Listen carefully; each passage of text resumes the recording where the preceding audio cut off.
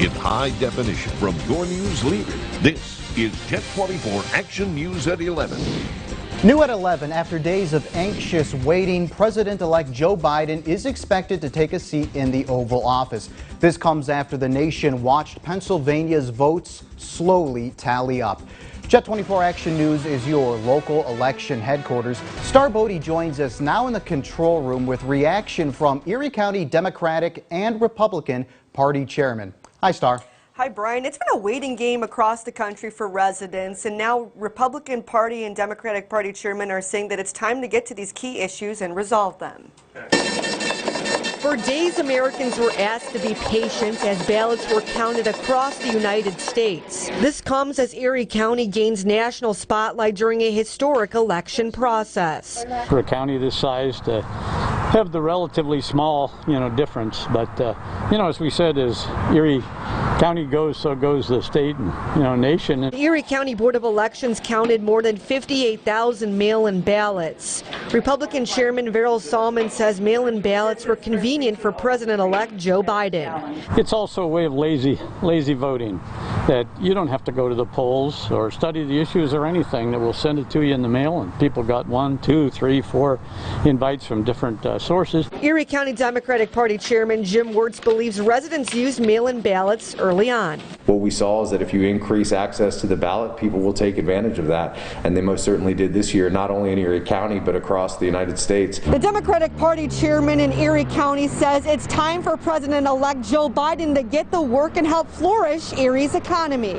Infrastructure is huge. Erie County has an aging infrastructure, whether you're talking about municipal services and the sewer lines that run underneath the city, whether you're talking about rural broadband. Now, the Republican chairman says President-elect Joe Biden needs to review important issues across the country like the economy and pro-life. Brian? Thank you, Star.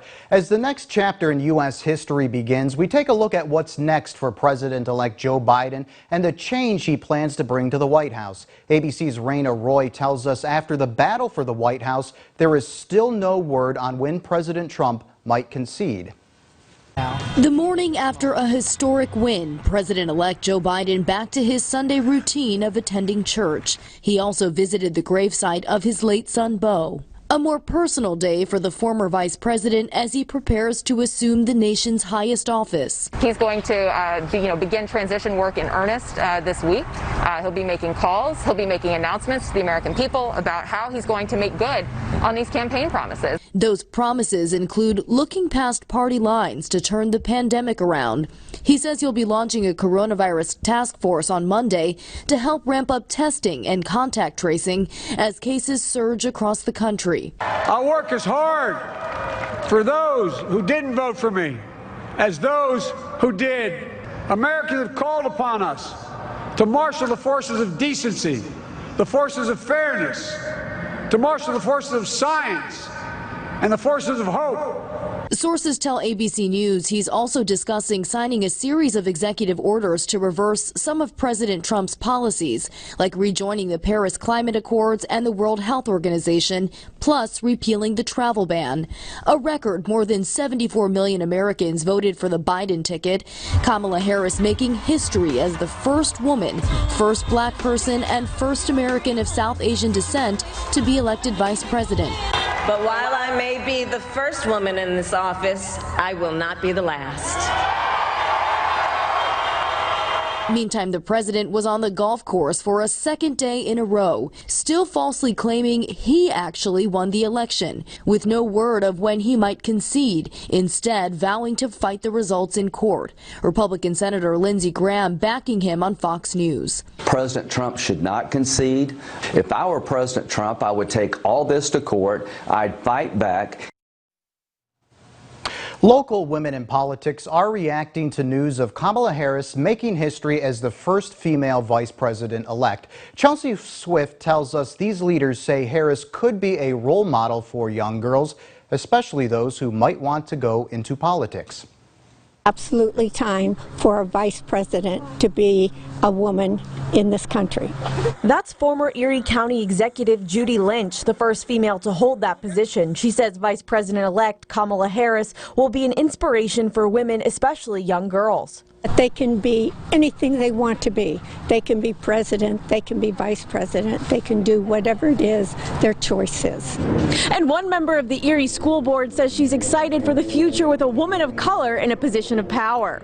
It was a very significant win for women and the minority community. I just feel really good about it, like she kind of just leading the way for other women in general. A wide range of emotions for local community leaders. One member of City Council says Kamala Harris's acceptance speech made her emotional. How emotional I got during her speech. I'm the oldest of 6 children, including 3 younger sisters. I have granddaughters. Liz Allen adding she was thinking of her family during this historic moment. She believes women have qualities that could be beneficial in the political world. There are some skills that women bring to the table in terms of collaboration, in terms of listening, in terms of bringing together. Chelsea Swift, Jet 24 Action News. For all your election news anytime, head to our website, yourerie.com. It's another double-digit increase of COVID-19 cases in Erie County. That's according to the State Department of Health. On Sunday, the State Department of Health reported 54 new cases of COVID-19, bringing the total number of cases to 2,596. Across Pennsylvania, there were 2,909 new cases. The total number of state COVID-19 cases is just over 230,000. There were 5 new deaths reported, bringing the total number of deaths to 9,020. Across the region, the Crawford County is reporting 27 new cases. Warren County is up 2 cases to 85. Chautauqua County, New York is currently at 1,165. Ashtabula County, Ohio has 53 new cases, bringing the total to over 1,100. Multiple fire companies battled a blaze in Crawford County Sunday night. The story's new tonight at 11. Crews were called to the 16,000 block of Cuswago Road in Meadville around 8:30 Sunday night. Upon arrival, crews found the house fully engulfed in flames. According to reports from the scene, nobody was home at the time, but several pets did perish in the flames. The cause of the fire is still under investigation. An area sheriff's office has 7 confirmed COVID-19 cases within its staff. The news is out of Crawford County tonight at 11 o'clock. According to the Meadville Tribune, Crawford County Sheriff Dave Powers says several deputies and 1 support staff have tested positive as of Friday. Only deputies and staff with no exposure or who have been tested negative are working in a limited capacity. The Adult Probation Office will be assisting the Sheriff's Office in the meantime.